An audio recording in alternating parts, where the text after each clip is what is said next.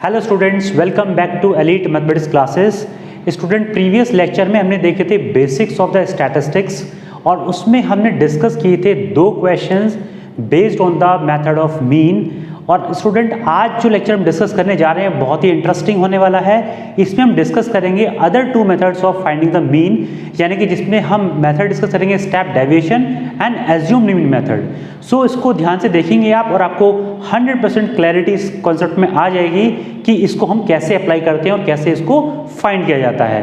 So student, अगर आपको video अच्छे लग रहे हैं तो वीडियो को लाइक करना, चैनल को सब्सक्राइब करना और शेयर भी करना। सो चलिए स्टार्ट करते हैं लेक्चर को।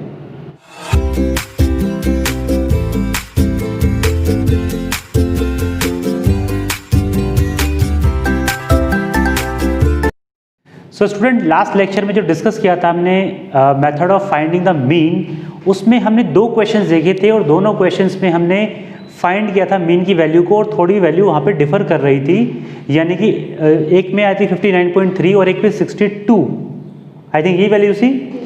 तो इन दोनों वैल्यूज़ में डिफरेंस क्यों आया? जो हमने सेकेंड टाइम निकाला था वो हमारा अप्रॉक्सीमेट मीन था और जो फर्स्ट टाइम निकाला था वो हमारा एग्जैक्ट मीन वैल्यू थी, क्योंकि वहाँ पे हमने थोड़ा सा मेथड डिफरेंट यूज़ किया था।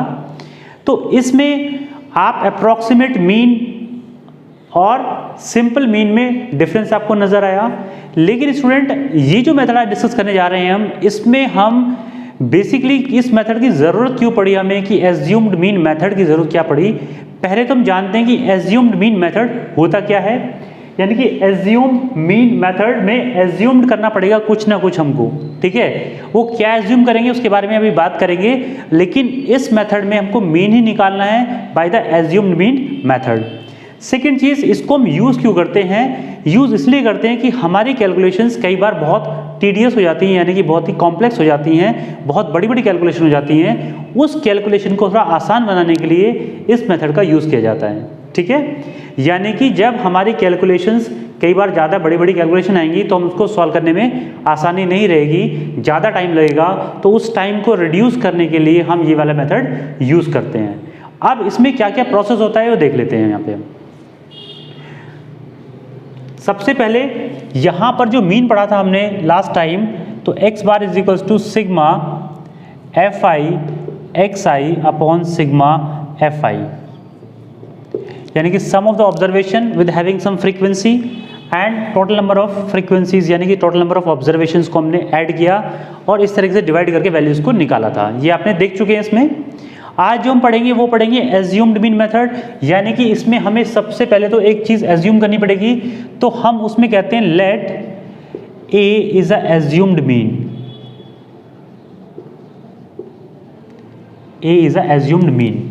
ये हमने एज्यूम कर लिया तो हमारे पास एक वैल्यू निकालनी पड़ेगी हमें डी आई। डी आई क्या है? वो डेविएशन है from the assumed mean, right. उससे हम क्या कर रहे हैं, वैल्यू को छोटा करने की कोशिश कर रहे हैं डी आई से। तो डी आई कैसे निकालते हैं हम? एक्स आई माइनस ए, ठीक है। यानी कि जो भी एक्स आई है और ए है उसको इस तरह के सब्ट्रैक्ट करेंगे तो हमारे पास क्या वैल्यू आएगी? डी आई की। देखो इस मेथड में क्या है, आपने प्रीवियस क्वेश्चन के अंदर भी सेम ही क्वेश्चन था, ये सेम फिगर्स हमने लिए हैं, यानी कि यहाँ तक आपने ये कंप्लीट काम कर चुके थे आप, राइट। इतना काम आपने कर लिया था और इसके बाद जो चीज़ें, इसको रिड्यूस कैसे करेंगे और इसको अच्छे से सॉल्व कैसे कर पाएंगे, इजीली कैसे सॉल्व कर पाएंगे, उस मेथड को हम यहाँ पे डिस्कस कर रहे हैं आपसे। तो उसमें ए वैल्यू कैसे चूज़ करेंगे वो अभी थोड़ी देर बाद डिस्कस करेंगे, लेकिन ये क्या है पहले इसको समझ लीजिए। तो डी आई क्या है? इस एक्स आई से हमने क्या कर दिया, एज्यूम मीन को घटा देंगे तो हमारा डी आई वैल्यू आ जाएगा, ठीक। अब इसको हम फॉर्मूले में रखते हैं यहाँ पे। तो X bar is equals to क्या होगा, sigma F I, x I की वैल्यू कितनी है, सॉरी, यानी कि sigma F I D I upon sigma F I, इस बार फॉर्मूला बन जाएगा अगर देखा जाए यहाँ पे, ठीक है। अब यहाँ पे डी आई की वैल्यू रखते हैं, सिग्मा एफ आई डी आई की वैल्यू कितनी है, x I minus A upon sigma F I रख सकते हैं। अब इनको सेपरेट कर लेते हैं हम यहाँ पे, यानी कि ऐसे लिख सकते हैं इसको, sigma F I into x I minus sigma F I into a upon sigma fi, लिख सकते हैं इसको ऐसे। सिर्फ इस ब्रैकेट को ओपन करके हमने अलग अलग वैल्यूज को लिख लिया है यहाँ पे। अब यहाँ पे स्टूडेंट क्या है, अलग अलग कर लेते हैं इसको, यानी कि sigma fi xi upon sigma fi minus sigma fi into a upon sigma fi। ठीक, यहाँ पर fi से fi सिग्मा से कैंसिल आउट हो जाएगा, तो ये कितना बचेगा हमारे पास में, ये आ जाएगा sigma fi xi minus A upon sigma fi। ये वाला आपका क्या है बेटा, ये वाली वैल्यू आपने पढ़ी थी जो, यानी ये वैल्यू है हमारे पास, यानी क्या है ये x बार है माइनस ए। अब इस a को हम इधर लेके आएंगे, तो इसको हमने बोला यहाँ पर बोला इसको d बार बोल देंगे इसको हम, क्योंकि डेविएशन का निकाल रहे हैं हम, एज्यूम मीन को डेविएट करके यहाँ से वैल्यू को निकाल रहे हैं। तो यहाँ पे हमने जब रखेंगे इसको वैल्यू को, तो क्या आएगी हमारे पास, यानी कि इक्वेशन आई है d bar is equals to x bar minus a। So this implies कि x bar is equals to a plus d bar, यानी कि मीन की वैल्यू में हमने क्या ऐड कर दिया, a की वैल्यू को ऐड कर दिया है, और प्लस d बार क्या है, जो sigma fi di upon sigma fi है। तो हमारे पास क्या आ गया है, x बार की न्यू वैल्यू आ गई है आपके पास। क्लियर हुआ? देखो स्टूडेंट, अगर यहाँ पर ये जो है आपका fi और fi को हमने कट किया है, तो यहाँ पर क्या है, ये जो चीज़ें होती है आपकी, यहाँ पर ये कांस्टेंट है आपका a जो है, तो ये आपका इसका कोई नंबर बढ़ने वाला नहीं है, तो इसको कॉमन निकाल के बाहर भी रख सकते हैं यहाँ पे हम, और सिग्मा fi से सिग्मा fi कैंसिल आउट हो जाएगा। तो आपको ये फॉर्मूला समझ में आ गया होगा कि हमने क्या किया है यहाँ पे। ठीक है, अब इस फॉर्मूले को कैसे अप्लाई करना है अपने क्वेश्चन के अंदर, वो हम यहाँ पे अब डिस्कस करने जा रहे हैं। सो ध्यान से देखिएगा इसको। क्वेश्चन वही है जो पिछले क्वेश्चन लिया था हमने। यहाँ पर आपके पास क्या है, 1 2 3 4 5 6 आपके पास क्या है, ये 6 डेटाज हैं आपके पास यहाँ पे अवेलेबल, जिनके नंबर ऑफ स्टूडेंट्स ये हैं, और क्लास मार्क्स हम निकालना बता दिया था आपको लास्ट क्लास में। कैसे निकालते हैं, दोनों को ऐड करो, डिवाइड बाई 2 कर दो। जिस स्टूडेंट नहीं देखा है वो जाके प्रीवियस लेक्चर में चेक कर सकता है इसको। तो यहाँ पर अब एज्यूम्ड मीन क्या होगा, उसकी वैल्यू क्या होगी, कैसे उसको निकालते हैं वो आप देखिए यहाँ पे। तो जितनी भी वैल्यूज आप देख रहे हैं क्लास मार्क्स में, यहाँ पर जितनी वैल्यूज प्रेजेंट हैं उसमें एक मिडिल वैल्यू को चूज कर लीजिए, और अगर मिडिल वैल्यू कोई नहीं मिल रही है आपको, एग्जैक्ट मिडिल वैल्यू, तो आसपास की भी चूज कर सकते हैं आप, उससे कोई फर्क नहीं पड़ेगा। ठीक है, जैसे इसमें हम ले लेते हैं, मान लो ये वाली वैल्यूज को एज्यूम्ड मीन ले लेते हैं a, ये a वैल्यू मान लेते हैं हम। ठीक है, अब इसके अकॉर्डिंग अगर हमने a की वैल्यू 47.5 ली है, इस केस में हमने a की वैल्यू कितनी ली, 47.5। ठीक है, अब हमें इसमें क्या कैलकुलेट करना होगा, di की वैल्यू, यानी कि xi माइनस a। अब xi की वैल्यू कितनी है स्टूडेंट, ये रही 17.5 माइनस दिस, तो कितना आएगा आपके पास 17.5, इसमें से माइनस कर देंगे 47.5 में से, तो कितना बचेगा 30, वो भी कैसा बचेगा, नेगेटिव में 30 बचेगा। ठीक है, किसी स्टूडेंट को समझ में नहीं आ रहा हो तो यहाँ पे 17.5 में से देखो, 47.5 में से 17.5 माइनस कर लेते, क्यों, बड़ा तो वही है, तो यहाँ पे 0, यहाँ पे 0 और यहाँ पे 3, लेकिन क्योंकि साइन किसका लेना है हमें, 47 का लेना पड़ेगा, वो नेगेटिव में है, तो नेगेटिव 30 इसकी वैल्यू आ जाएगी आपके पास में। ठीक है, इसके बाद 32 में से 47.5 को घटाएंगे, कितना बचेगा हमारे पास, देखो भाई 0.5 में से 0.5 गया 0। ठीक है, फिर इसके बाद यहाँ पर 7 में से 2 गया कितना, 5, और 4 1, यानी कि पॉइंट के बाद ये 0 तो हटा ही दें यहाँ से, तो कितना बचा 15, ये भी कैसा आएगा, नेगेटिव में आएगा। ठीक है, फिर xi की वैल्यू कितनी है, 47.5 माइनस 47.5, क्योंकि a की वैल्यू तो यही है, तो कितना आएगा 0। फिर यहाँ पर करेंगे हम, तो कितना आएगा भाई 15, है ना, कितना आएगा 15 ही आएगा, 15 आएगा ये। फिर कितना आएगा ये 30, फिर कितना आएगा यहाँ पे 45, राइट। हम क्यों ऐसा करते हैं? क्योंकि हम फ्रीक्वेंसी की वैल्यू को तो चेंज कर ही नहीं सकते हैं, frequency will remain the fixed, उसको हम चेंज नहीं कर सकते किसी भी हालत में, ठीक है। तो ये वैल्यू किसकी आई? डी आई की वैल्यू आई है। अब आप क्या करेंगे इसमें? F I into D I, जैसे हम करते आते थे एफ आई एक्स आई, ऐसे ही करेंगे एफ आई डी आई। तो इसको एफ आई और डी आई ये रहा हमारे पास, तो कितना आ गया? माइनस का 60, फिर 3 इंटू दिस माइनस के 45, 0, 15 इंटू दिस 90, इसके बाद दिस 180, राइट, और फिर इसके बाद यहाँ पे 0, 30 एंड 24 एंड 3, 27, यही आएगा स्टूडेंट्स, क्लियर। अब देखो यहाँ पर सिंपल क्या करना है आपको, जैसे हमने देखा था फॉर्मूले में भी, तो डी आई की वैल्यू निकालनी है और ए की वैल्यू निकालनी है। ए की तो हमारे पास ऑलरेडी है प्रेजेंट, तो यहाँ पर हम क्या करना है, इस फॉर्मूले में रख देना है इसको, या फिर sigma F I D I upon sigma F I से भी इसको कैलकुलेट कर सकते हैं। तो हमें क्या क्या वैल्यू चाहिए? सिग्मा एफ आई तो चाहिए, सिग्मा एफ आई, इसकी वैल्यू कितनी होगी? देखो 5, 7, 12, 12, 12 और 18 कितने होंगे? 30, ठीक है। पहले क्वेश्चन में 30 थे हमारे पास, क्योंकि डेटा सेम है तो वही वैल्यू आनी है। अब यहाँ पर देखो कैसे करते हैं हम यहाँ पे, तो इनको पॉजिटिव वालों को ऐड कर लो, नेगेटिव वालों को ऐड कर लो और सब्ट्रैक्ट कर दो उसमें से, ठीक है। तो कितना आएगा भाई ये? अगर यहाँ पे देखो ध्यान से, तो कितना बैठ रहा है, जरा निकालना है इसको। ये हो गया आपका 0 और 9 और 8 17, 17 और 7 24, 4 2, 2 और 2 4 और 1 5, 540 आएगा। 540 तो पॉजिटिव आ गया, नेगेटिव कितना करना है? 105, तो कितना आ जाएगा? 5, यहाँ पर 3 और यहाँ पर 4, 435। तो यहाँ पे वैल्यू आ गई सिग्मा एफ आई डी आई की वैल्यू आ गई 435। अब 435 और ये आ गई हमारे पास। तो अब देखो यहाँ पे स्टूडेंट्स, यहाँ पे वैल्यू जब निकालेंगे तो कितनी आ रही होगी? ये 435 अपॉन 30। तो क्या ये कैंसिल आउट होगा? इससे कर लेते हैं, देख लेते हैं इसको कैसे होगा। सो 3 1 3, 3 4 12, 3 5 15 एंड दिस, तो कितना गया? 14.5, राइट, क्लियर है स्टूडेंट्स। और अगर हम यहाँ पर देखें इसको, तो मीन की वैल्यू कितनी आएगी हमारे पास एग्जैक्ट? तो एक्स बार की वैल्यू कितनी होगी?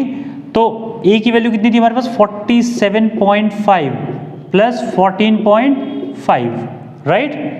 तो कितनी आएगी ये? 0, यहाँ पर 7 4 11 और 1 12, 2 और 6, 62 एग्जैक्ट इसका आंसर आ रहा है।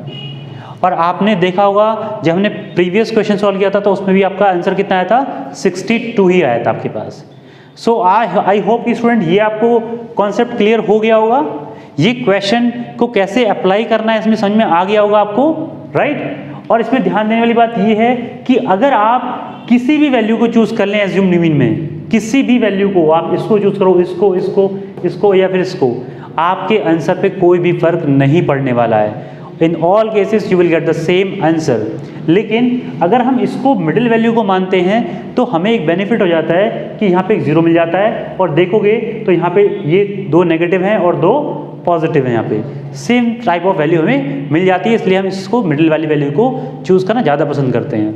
ठीक है स्टूडेंट। नाउ स्टूडेंट ये मेथड आपको क्लियर हो गया है। अब एक चीज़ और ध्यान से देखिए कि इसी क्वेश्चन में कि अगर हमारे पास यहाँ पर ये देख लो, ये वैल्यूज देखो आप ध्यान से इनको, तो यहाँ पे एक कॉमन फैक्टर आपको दिखाई दे रहा है, राइट। अगर हम सब में से 15 देखें तो 15 हर एक के अंदर कॉमन है, राइट।